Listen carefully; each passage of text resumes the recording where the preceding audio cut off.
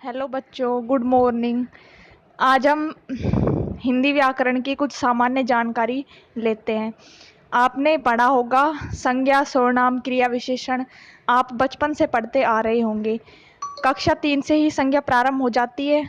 इसके बारे में आज हम कुछ अतिरिक्त जानकारी लेते हैं। संज्ञा का अर्थ होता है नाम, यानी कि किसी भी व्यक्ति, वस्तु, जगह इत्यादि के नाम को संज्ञा कहते हैं। किसी व्यक्ति, वस्तु, स्थान, भाव इत्यादि का बोध कराने वाले शब्द संज्ञा कहलाते हैं। यानी कि कोई आपसे पूछे कि संज्ञा क्या है, तो वस्तु, स्थान, भाव इत्यादि के नाम को संज्ञा कहते हैं। इसके भेद कितने होते हैं? इसके भेद होते हैं 3: व्यक्तिवाचक संज्ञा, जातिवाचक संज्ञा, भाववाचक संज्ञा। इनके नाम से स्पष्ट हो रहा है। व्यक्तिवाचक संज्ञा मतलब किसी भी व्यक्ति का नाम, वस्तु का नाम, यानी कि पर्टिकुलर एक ही पर्सन के लिए जिसका प्रयोग होता है वह होती है व्यक्तिवाचक संज्ञा। जाति मतलब किसी भी समूह का बोध होता है, वो होती है जातिवाचक संज्ञा। भाव मतलब भाव के अर्थ का बोध, जैसे कि दुख, दर्द, खुशी, घृणा, प्रेम इत्यादि, ये सब भाव होते हैं। और भाववाचक संज्ञा में इसके अर्थ का बोध होता है। इनके बारे में कुछ विस्तार से पढ़ते हैं। नंबर 1, व्यक्तिवाचक संज्ञा। वे संज्ञा शब्द जो किसी व्यक्ति, वस्तु, स्थान इत्यादि का बोध कराते हैं व्यक्तिवाचक संज्ञा शब्द कहलाते हैं। यानी कि इसमें किसी भी व्यक्ति, वस्तु, स्थान इत्यादि का बोध होता है। यानी कि एक वचन, यानी कि जैसे व्यक्तियों के नाम है, वस्तुओं के नाम है, स्थानों के नाम है, जो पर्टिकुलर एक ही थिंग के बारे में बोध कराते हैं व्यक्तिवाचक संज्ञा कहलाती है। जैसे कि व्यक्तियों के नाम जैसे मोहन है, सोहन है, सीता, गीता, बबीता इत्यादि।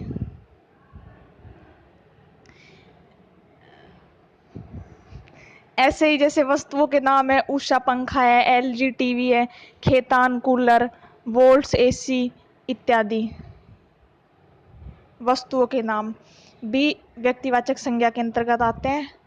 और जैसे स्थानों के नाम है जापान, अमेरिका, भारत, अरावली, गंगा, जोधपुर, मंडोली तहसील इत्यादि स्थानों के नाम। जैसे आपके गांव का नाम है, आपकी तहसील का नाम, जिले का नाम, राज्य का नाम, ये सब भी व्यक्तिवाचक संज्ञा के अंतर्गत ही आएंगे। नंबर 2, जातिवाचक संज्ञा। ध्यान से सुनना। वे संज्ञा शब्द जो किसी व्यक्ति, वस्तु इत्यादि की पूरी जाति या वर्ग का बोध कराए। यानी कि उसमें जो भी व्यक्ति है, वस्तु है, उसकी संपूर्ण जाति का बोध होता है, यानी कि समूह का बोध होता है, जातिवाचक संज्ञा शब्द कहलाते हैं। जैसे कि व्यक्ति में पुरुष, स्त्री, यानी कि पुरुष के अंतर्गत सभी प्रकार के पुरुष है, स्त्री है, पशु है, जीव जंतु है, लड़का, लड़की इत्यादि सब जातिवाचक संज्ञा के अंतर्गत आएंगे। ऐसे ही वस्तुओं के नाम, जैसे व्यक्तिवाचक संज्ञा में तो पर्टिकुलर एक थिंग का नाम दिया, जैसे कि उषा पंखा है तो व्यक्तिवाचक है। पर जैसे यदि दे दिया टीवी, कूलर, फ्रिज, एसी है या फिर पंखे हैं, तो वो आएंगे जातिवाचक के अंतर्गत, यानी कि वो पूरी जाति का बोध करा रहे हैं। इसी प्रकार स्थान, जैसे कि देश, शहर, ये सब तो जाति के अंतर्गत आते हैं। और जैसे किसी भी पर्टिकुलर देश का नाम दे दिया, शहर का नाम, तो ये आएंगे व्यक्तिवाचक के अंतर्गत। यानी कि वे संज्ञा शब्द जो संपूर्ण जाति या समूह का बोध कराते हैं जातिवाचक संज्ञा शब्द कहलाते हैं।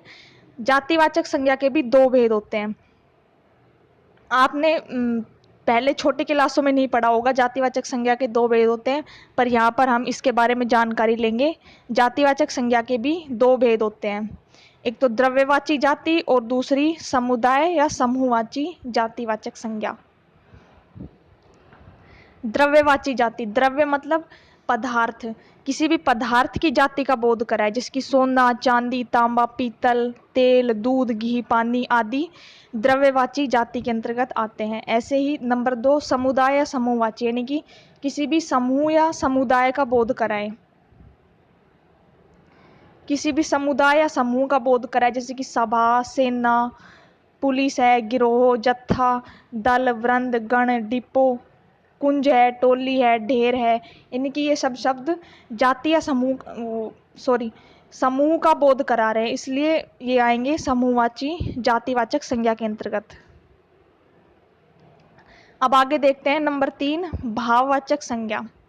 भाववाचक संज्ञा के अंतर्गत वे शब्द जो किसी भाव का बोध कराते हैं भाववाचक संज्ञा शब्द कहलाते हैं, जैसे कि सुख, दुख, अमीरी, गरीबी, प्रेरणा, घृणा,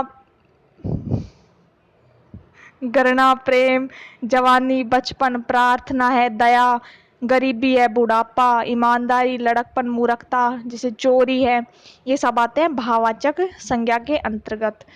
जैसे नोट, भाववाचक संज्ञा का प्रयोग हमेशा एक वचन में किया जाता है, यानी कि हमें अगर भाववाचक संज्ञा की पहचान करनी है तो उसका प्रयोग हमेशा एक वचन में होगा। एक वचन मतलब किसी भी पर्टिकुलर एक ही थिंग के लिए भाववाचक संज्ञा का प्रयोग होता है।